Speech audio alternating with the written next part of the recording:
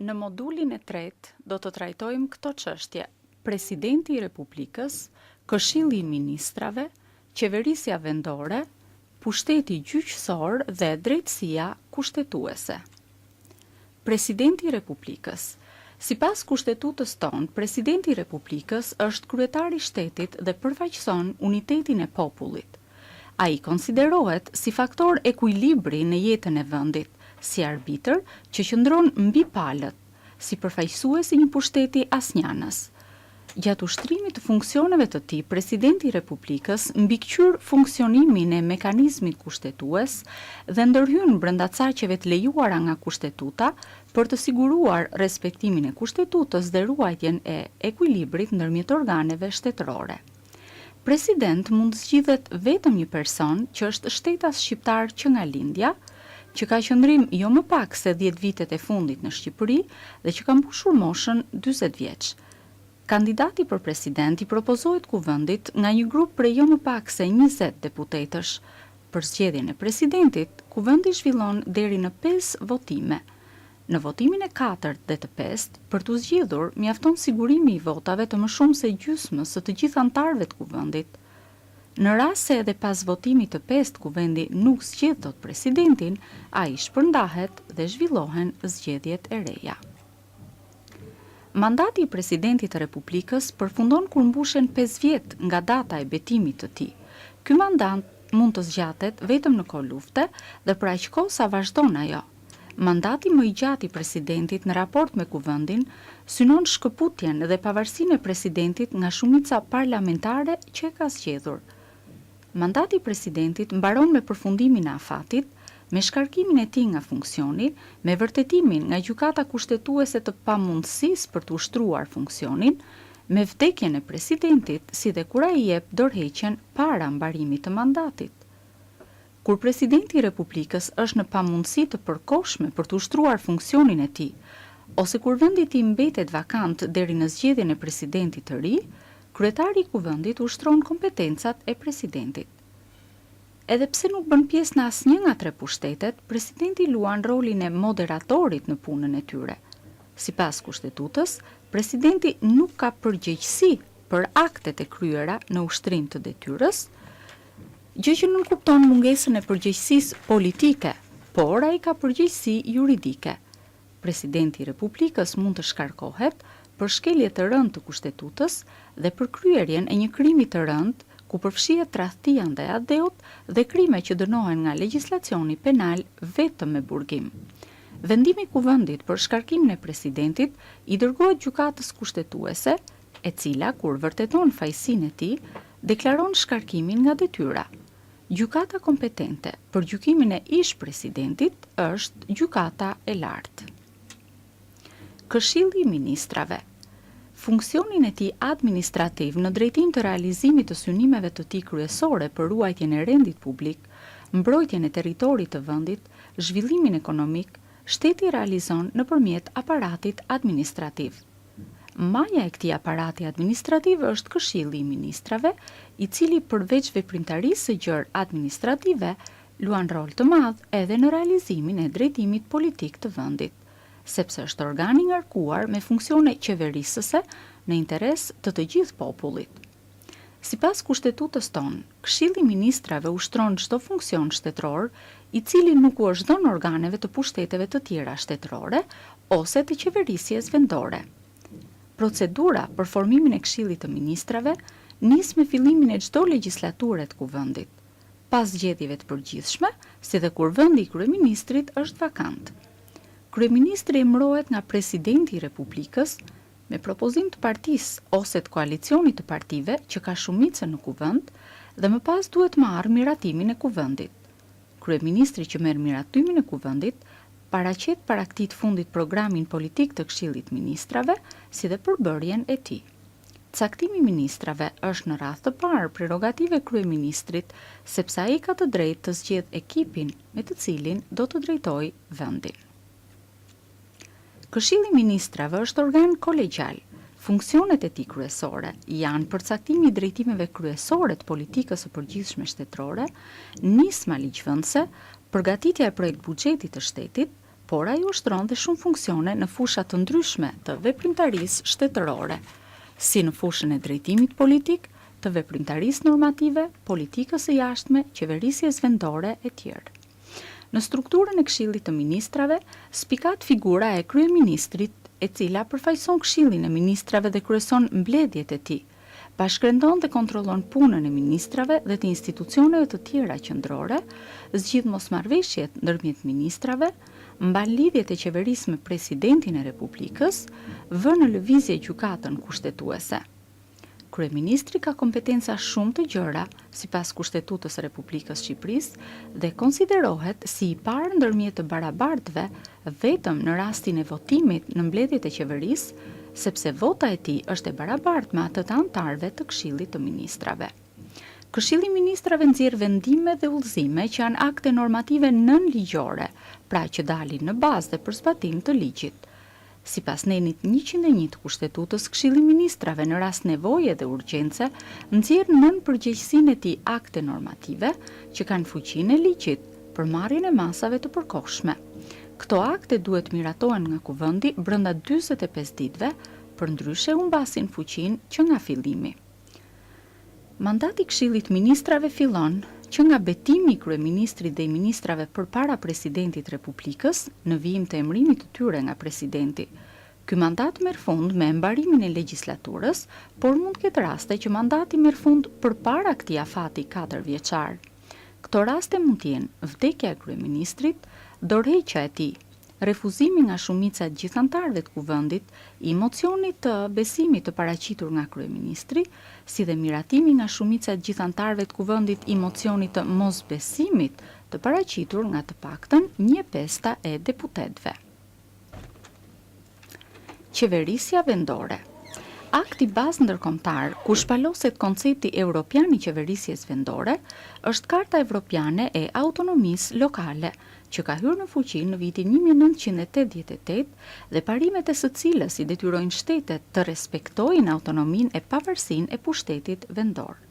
Këto parime të Kartës Evropiane të Autonomisë Lokale, që i konsiderojnë njësitë e qeverisjes vendore si një nga themelet kryesore të çdo regjimi demokratik, u vendosën në themel të legjislacionit shqiptar. Në Kushtetutën tonë është vendosur parimi i decentralizimit të pushtetit dhe i autonomisë vendore. Rregullimi i organizimit dhe funksionimit të qeverisjes vendore bazohet në pjesën 6 të Kushtetutës, qeverisja vendore, si dhe në ligjin organik të qeverisjes vendore. Sipas Kushtetutës tonë, njësitë bazë të qeverisjes vendore janë komunat e bashkitë, pranë të cilave vepron Këshilli i Përkatës si organ kolegjial i zgjedhur nga populli me zgjedhje të përgjithshme, të drejtpërdrejta e të fshehta. Kryetari i komunës ose i bashkisë është gjithashtu organ i zgjedhshëm drejtpërdrejt nga populli. Për të bashkërenduar punën e njësive bazë të qeverisjes vendore, në nivel kushtetues ngrihet edhe një njësi tjetër, qarku. Qarku përcaktohet si njësia ku ndërtohen e zbatohen politikat rajonale. Ai shërben gjithashtu si një urlidhse mes pushtetit vendor dhe atij qendror. Këshilli i Ministrave cakton prefektin si përfaqësues të tij në çdo qark. Organet e njësive vendore janë të pavarura në ushtrimin e funksioneve të tyre.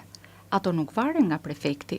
Kushtetuta ka sankcionuar gjykatën kushtetuese si organ të vetëm që gjykon lidhur me pajtueshmërinë e akteve normative të qeverisjes vendore me Kushtetutën dhe me marrëveshjet ndërkombëtare. Ajo vendos edhe për mosmarrveshjet e kompetencës midis pushtetit qendror dhe qeverisjes vendore. Kushtetuta autorizon Këshillin e Ministrave që të shpërndajë ose të shkarkojë një organ të zgjedhur drejt për drejt të qeverisjes vendore. Kjo mund të ndodhë vetëm në rast shkeljesh të rënda të Kushtetutës ose të ligjeve nga organet vendore dhe është gjykata kushtetuese ajo që kontrollon kushtetutshmërinë e shkarkimit ose të shpërndarjes së organit vendor. Organet e gjitha njësive të qeverisjes vendore gëzojnë autonomi normative sepse mund të nxjerrin vendime, urdhra dhe urdhresa me fuqi detyruese për të gjithë subjektet që jetojnë e veprojnë brenda njësisë territoriale që përfaqëson organi përkatës. Këto akte, mbi atë territor ku zbatohen, kanë forcën e ligjit dhe duhet jenë në pajtim të plotë me ligjet. pra aktet e organeve të qeverisjes vendore varen drejt për drejt nga ligji dhe jo nga aktet normative të qeverisë apo të organeve të tjera qendrore. Kushtetuta shqiptare, krahas parimeve të përgjithshme të zgjedhjeve që afirmohen në pjesën e parë të kushtetutës, sankcionon edhe zgjedhje të përgjithshme, të drejt për drejta dhe me votim të fshehtë për organet vendore, duke mos i krijuar mundësi legislatorit që t'i ndryshojë këto parime. Të zgjedhshëm janë edhe këshillat e qarqeve, por jo me votim të drejt për drejt. Pushteti gjyqësor. Pushteti gjyqësor garanton mbikëqyrjen dhe mbrojtjen e normave kryesore të vendosura nga ligjvënësi me qëllim që të realizohet një jetë e rregullt sociale. Kushdo që pretendon se janë cënuar interesat e tij të ligjshme, mund t'i drejtohet gjykatës. Gjykatat janë organet kompetente që mbi bazën e gjykimit të fakteve dhe veprimeve që konsiderohen se kanë shkelur interesat e ligjshme të qytetarëve, japin drejtësi. Sipas objektit të gjykimit, dallojmë jurisdiksionin civil, penal dhe administrativ. Kushtetuta shqiptare ka sankcionuar se pushteti gjyqësor ushtrohet nga gjykata e lartë, si dhe nga gjykatat e apelit e gjykatat e shkallës së parë. Krimi i tyre bëhet vetëm me ligj. Në mënyrë të shprehur, kushtetuta ka ndaluar krimin e gjykatave të jashtëzakonshme në mënyrë që të përjashtohet mundësia e ngatrimit me gjykatat që mund krijohen për fusha të veçanta. Kushtetuta ka përcaktuar vetë parimet kryesore të funksionimit, organet e emërtesës së gjyqtarëve, procedurën e emërimit si dhe statusin e gjyqtarëve. Gjykata e lartë gjykon në shkallë të tretë çështje që ankimohen nga palët ndaj vendimeve të gjykatave të apelit dhe ka jurisdiksion fillestar kur gjykon akuzat penale kundër presidentit të Republikës, kryetarit dhe anëtarëve të Këshillit Ministrave, deputetëve, gjyqtarëve të gjykatës së lartë dhe të asaj kushtetuese. Gjyqtarët e gjykatës lartë emërohen në detyrë nga presidenti i Republikës me pëlqimin e kuvendit për një mandat 9 vjeçar pa të drejtë riemërimi. Vendimet e kësaj gjykate bashkë me mendimet e pakicës botohen.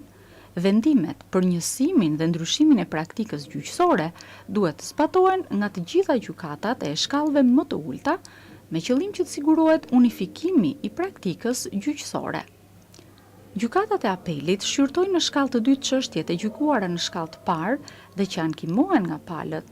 Gjyqtarët e apelit, njëlloj si ato të shkallës parë, emërohen në detyrë nga presidenti me propozim të Këshillit të Lartë të Drejtësisë. Gjykatat e shkallës së parë i gjykojnë çështjet fillimisht. Jurisdiksioni i tyre shtrihet në të gjithë territorin e rrethit, të cilit i përkasin. Kushtetuta ka përcaktuar parimet kryesore të organizimit e funksionimit të pushtetit gjyqësor. Një parim shumë i rëndësishëm është ai i pavarësisë së gjyqësorit.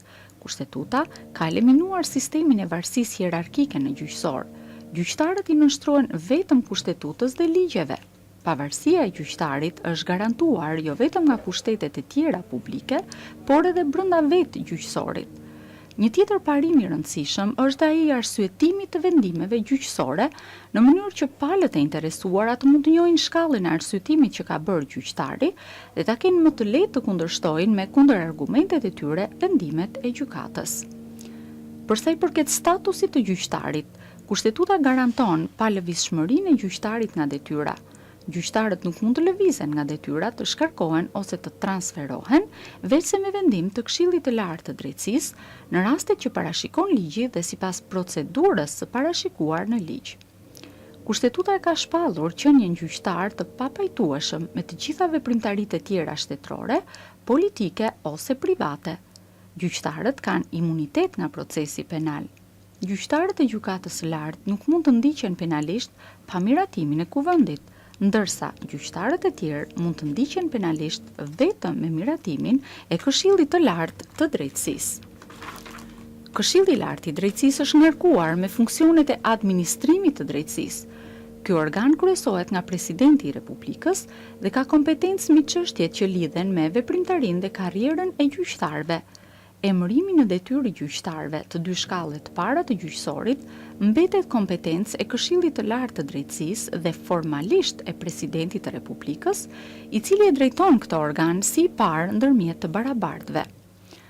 Prokuroria parashikohet nga kushtetuta si një organ i pavarur ndihmës në dhënien e drejtësisë.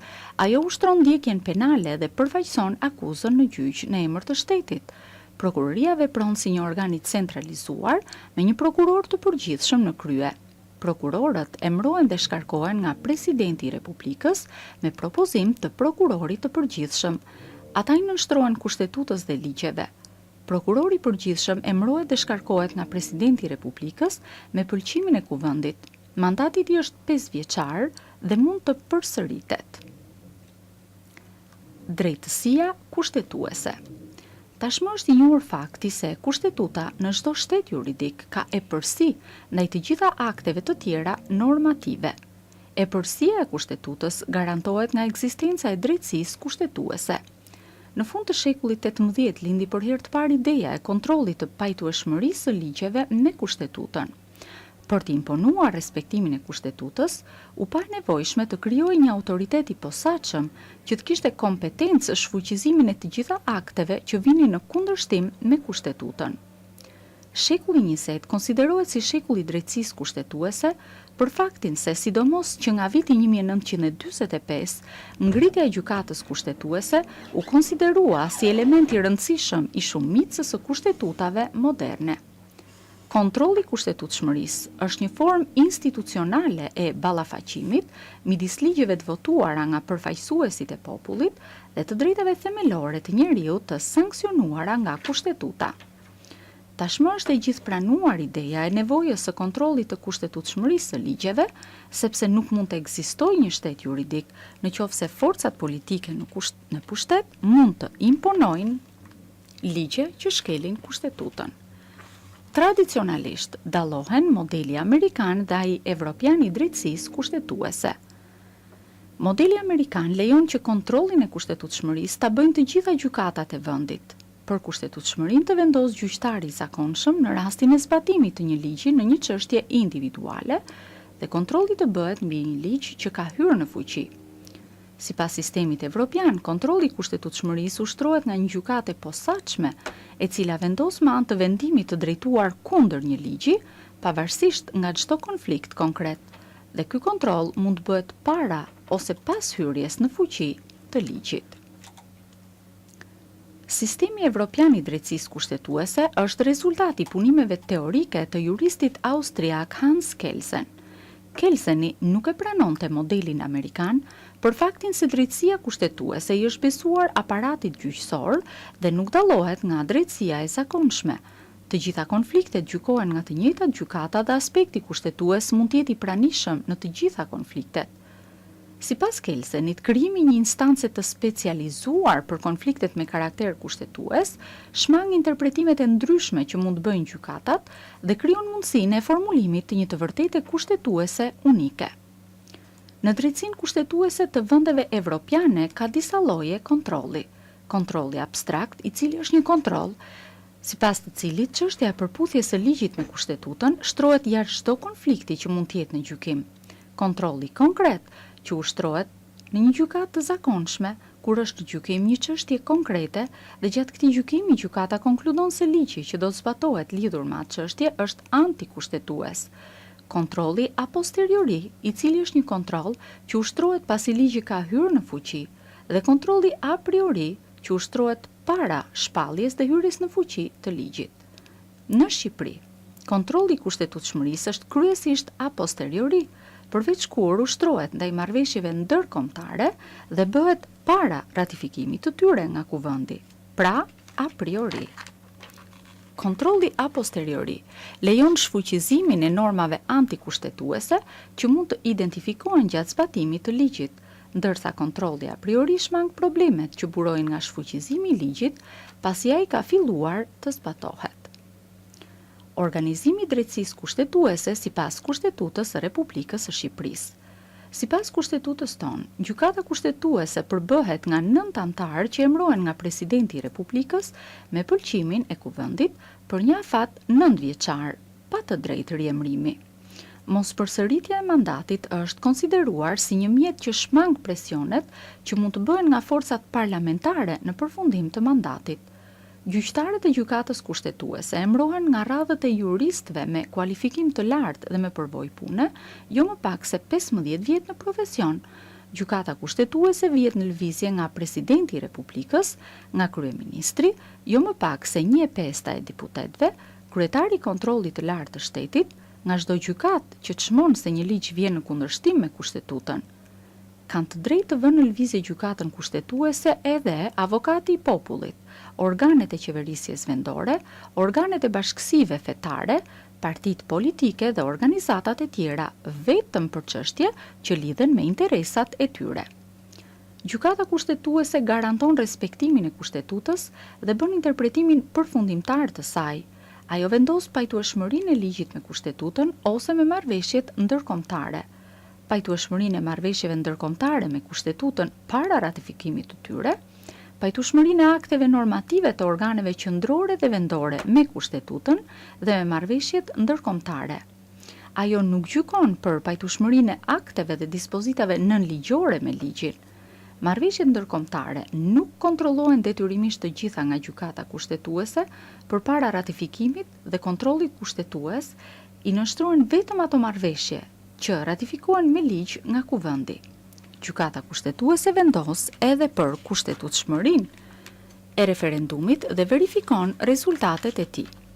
Gjykata kushtetuese ka vetëm të drejtën e shfuqizimit të akteve që shqyrton, pra ajo vepron vetëm si ligjvënës negativ. Gjykata kushtetuese shqyrton gjithashtu mosmarrëveshjet e kompetencës ndërmjet pushteteve të ndryshme, si dhe ndërmjet pushtetit qendror dhe qeverisjes vendore. Ajo vendos edhe për kushtetutshmërinë e partive dhe të organizatave të tjera politike.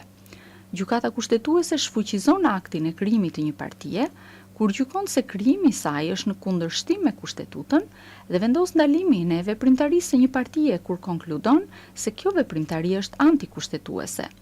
Individët mund t'i drejtohen me ankesë gjykatës kushtetuese vetëm kur shkelen të drejtat e tyra kushtetuese për një proces të rregullt ligjor dhe pasi i kanë shtëruar të gjitha mjetet juridike për mbrojtjen e këtyre të drejtave.